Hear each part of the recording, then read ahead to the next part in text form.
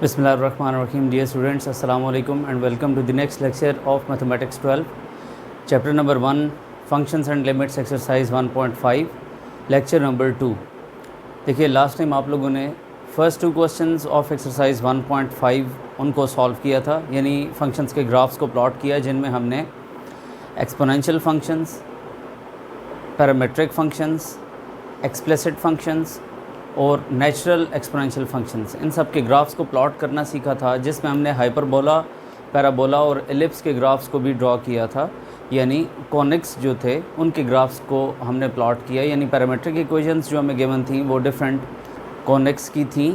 तो मैंने आपको बताया था कि हम चैप्टर नंबर 6 में इन तमाम कॉनिक्स को बहुत डिटेल के साथ, यानी सर्कल को, पैराबोला को, एलिप्स को और हाइपरबोला को डिस्कस करेंगे। तो जस्ट हमने फर्स्ट टू क्वेश्चंस में इन कॉनिक्स के ग्राफ्स को प्लॉट किया और एक्सपोनेंशियल और लॉगरिथमिक फंक्शंस के ग्राफ्स को प्लॉट करना सीखा था। आज के इस लेक्चर में हमने पीस वाइज डिफाइंड फंक्शंस का और डिसकंटिन्यूअस फंक्शंस का ग्राफ प्लॉट करना सीखना है, और एंड पर हमने सॉल्व करना सीखना है ग्राफिकल इक्वेशंस को, जिसके अंदर आपको ट्रिग्नोमेट्रिक इक्वेशंस या इस तरह से डिफरेंट फंक्शंस देकर उनको सॉल्व करने के लिए कहा जाएगा।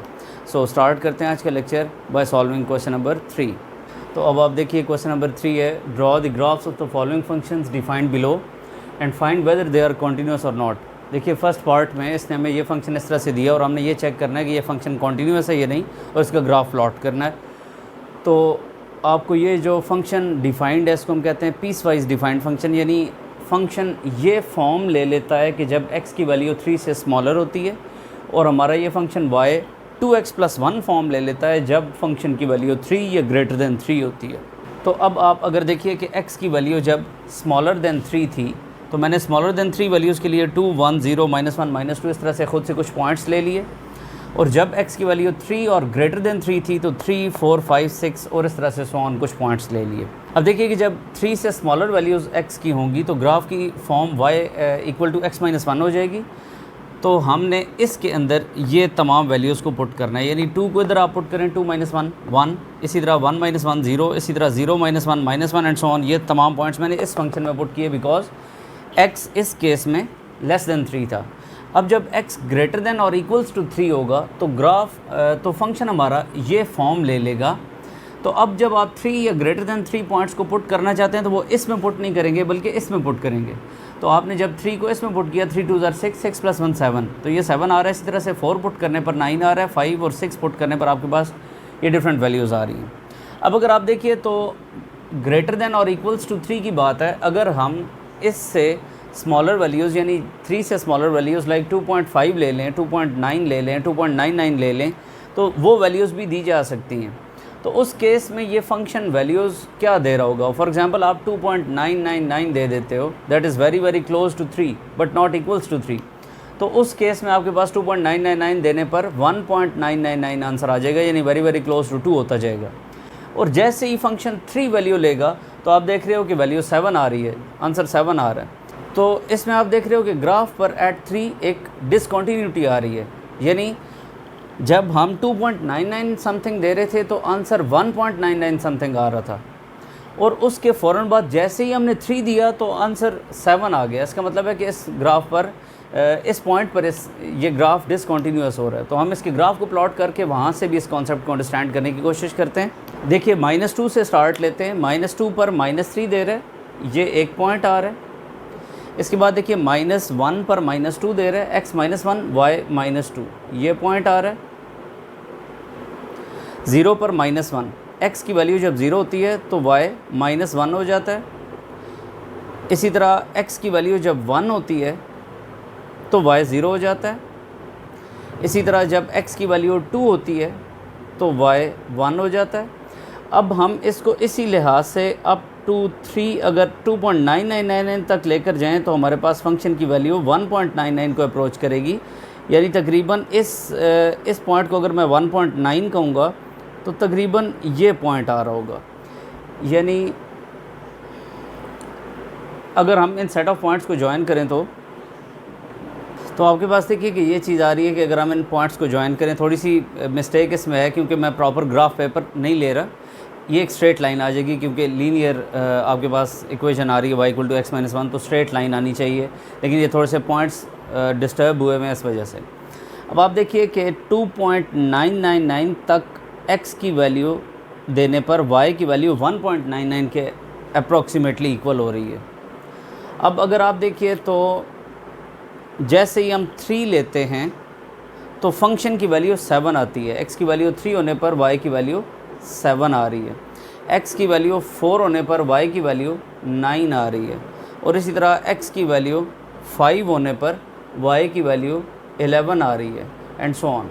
तो आप देख रहे हैं कि ग्राफ इसके बाद इस तरह से जा रहा है, तो जिसका मतलब ये है कि ग्राफ में इस पॉइंट पर यानी 3 पॉइंट पर डिसकंटिन्यूटी आ रही है, मींस कि ग्राफ ब्रेक हो रहा है, टूट रहा है ग्राफ।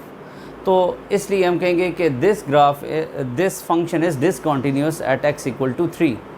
तो अब आप देखिए क्वेश्चन नंबर 3 है और पार्ट नंबर 4 है, y equal to x square minus 16 over x minus 4। आप देख रहे हैं कि अगर मैं इसमें 4 पॉइंट पुट करता हूँ तो क्लियरली डिनोमिनेटर भी 0 और न्यूमरेटर भी 0 हो रहा है, 0 ओवर 0 फॉर्म आ रही है जो कि इनडिटर्मिनेट फॉर्म कहलाती है। अगर हम इसको फैक्टराइज कर देना चाहें और उसके बाद y की वैल्यू देखें तो वो x प्लस 4 आ रही है। अब देखिए कि हम इसकी डोमेन में से 4 को स्किप करेंगे क्योंकि 4 पर ये अनडिफाइंड हो जाता है। तो जब हम 4 को स्किप करेंगे तो रेंज में से 8 स्किप हो जाएगा, यानी आप 4 जब इसमें पुट करते हैं तो 4 प्लस 4 8 होता है। हमने इसको 4 इसकी डोमेन में नहीं देना, यानी इनपुट में अगर हम 4 देते हैं तो वो अनडिफाइंड होता है, तो रेंज में से 8 स्किप हो जाएगा। सो 4 8 वो पॉइंट होगा कि जहाँ पर फंक्शन डिसकंटिन्यूअस हो जाएगा। बाकी हमने टेबल के अंदर इस फंक्शन के अंदर डिफरेंट वैल्यूज़ -3 से लेकर 5 तक की तमाम वैल्यूज़ को माइनस भी ताकि आ जाए, 0 भी आ जाए, पॉजिटिव नंबर्स भी आ जाएँ और इटसेल्फ 4 भी आ जाए कि जहाँ पर हम ये शो कर सकें कि ग्राफ क्या बिहेवियर शो कर रहा है। तो अब देखिए -3 पर 1 ये पॉइंट आ रहा है, -2 पर 2, -1 पर 3, 0 पर 4, 1 पर 5, 2 पर 6, यानी ये यहाँ से आप टेबल से देख सकते हैं, 3 पर 7। और जैसे ही देखिए हम 4 देते हैं तो फंक्शन 0 ओवर 0 फॉर्म देता है। तो फंक्शन अगर हम उसको फैक्टराइज करके देखना चाहें कि फिर y की क्या वैल्यू होगी जब डोमेन उसमें से 4 को स्किप किया जाएगा, तो आप देख रहे हैं कि 4 पर 8 स्किप हो जाएगा। तो 4 और 8 ये जो पॉइंट आ रहा है इसको आप हॉलो कर देंगे, यानी इसको आप यहाँ ये शो करना चाह रहे हैं कि इस पॉइंट पर हमारा ये ग्राफ डिसकंटिन्यूअस हो रहा है। तो x की किस वैल्यू पर ये डिसकंटिन्यूअस हो रहा है? एट 4। और उसके बाद अगर आप देखिए 5 पर 9, 6 पर, इसी तरह से तमाम वैल्यूज़ बाकी तो डिफाइंड है, सिर्फ ग्राफ डिसकंटिन्यूअस हो रहा है at this point. It means x equal to 4 पर इस ग्राफ में डिसकंटिन्यूटी आ जाती है। सो इस तरह से आप डिसकंटिन्यूअस फंक्शंस के ग्राफ्स को प्लॉट करते हैं। तो अब आप इसके सेकंड और थर्ड पार्ट को बिल्कुल सेम ऐसे ही क्वेश्चंस हैं, एक पीस वाइज डिफाइंड है और एक इसी तरह से डिफाइंड एक क्वेश्चन दिया गया है। आप इन दोनों क्वेश्चंस को सॉल्व करेंगे। हम चलते हैं इस एक्सरसाइज के लास्ट क्वेश्चन की जानिब। क्वेश्चन नंबर 4 देखिए कि find the graphical solution of the following equations. आपको देखिए फर्स्ट पार्ट में x equal to sine of 2x दिया हुआ है, तो आपने इसको इक्वल्स टू y पुट कर देना है। तो फिर इसका मतलब है कि ये फिर y के इक्वल है। तो आपके पास एक इक्वेशन ये आ रही है और एक ये इक्वेशन आ रही है। इसको आप कह रहे हो कि y is a function of x, यहाँ पर भी y फंक्शन ऑफ x है, लेकिन ये ट्रिग्नोमेट्रिक फंक्शन है।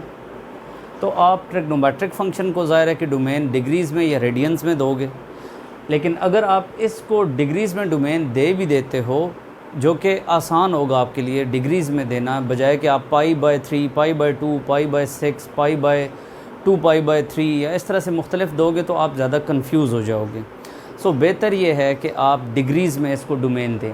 तो जो वैल्यूज़ पर डिग्री में आप इसको दे रहे हो, वो डिग्री में इसको देने पर ये अलजेब्राइक फ़ंक्शन है जिसको आपको रेडियंस में कन्वर्ट करना पड़ेगा। सो डिग्री को रेडियन में कन्वर्ट करने के लिए आप क्या करेंगे कि 1 डिग्री π/180 रेडियंस के इक्वल होता है, जिसमें आप पाई की वैल्यू 3.14 पुट कर देंगे।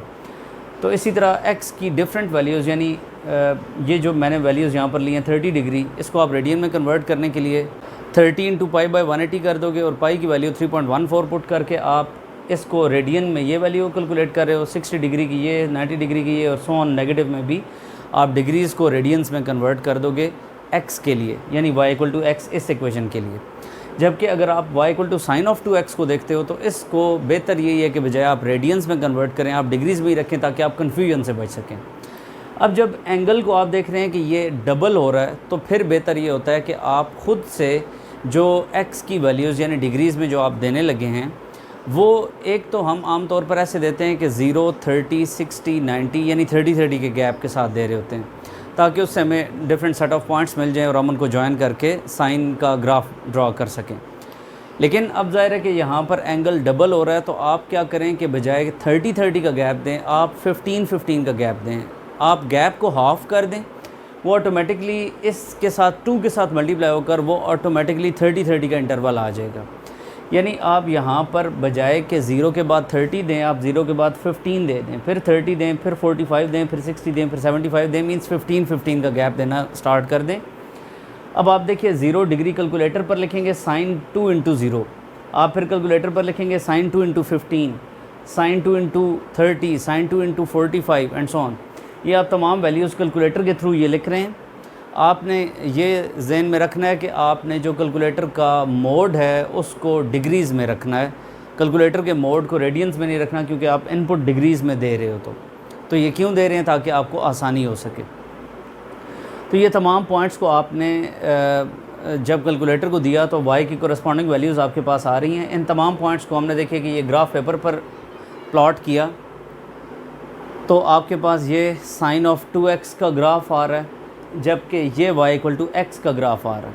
अब आप देख रहे हैं कि जब ग्राफिकल सॉल्यूशन फाइंड करना होता है तो आपने ये देखना होता है कि दो इक्वेशंस के ग्राफ्स जो हैं वो एक दूसरे को किस किस पॉइंट पर इंटरसेक्ट कर रहे हैं। तो क्लियरली ये y इक्वल टू x का ग्राफ और y equal to sine x का ग्राफ 3 पॉइंट्स पर इंटरसेक्ट कर रहा है, एक इस पॉइंट पर, एक इस पॉइंट पर और एक इस पॉइंट पर। तो आप इस पॉइंट को देखो तो ये अप्रॉक्सीमेटली 54 डिग्री के इक्वल है, आप इस पॉइंट को देखो तो ये 0 डिग्री के इक्वल है, और अगर आप इस पॉइंट को देखो तो ये -54 डिग्री के इक्वल है। यानी अगर आप यहाँ पर देखें तो y equal to 54 degree put करने पर दोनों जगहों पर, यानी 54 आप इधर भी पुट कर दें, 54 आप इधर भी पुट कर दें, तो जो साइन 2 इंटू 54 डिग्री का आंसर आएगा और जो 54 डिग्री को आप रेडियंस में कन्वर्ट कर देंगे तो जो वो आंसर आएगा वो दोनों आपस में इक्वल होंगे। इसी तरह से अगर आप देखिए तो यहाँ पर -54 ले लेने पर भी जो वैल्यू इसकी आएगी वही वैल्यू इसकी आएगी, यानी ये और ये इक्वल हो जाएंगे। तो ये स्टेटमेंट कब ट्रू है, यानी हम इसका सॉल्यूशन क्या लिखेंगे? This statement is true in 3 cases. One is 54 degree, second is -54 degree and third is at 0 degree.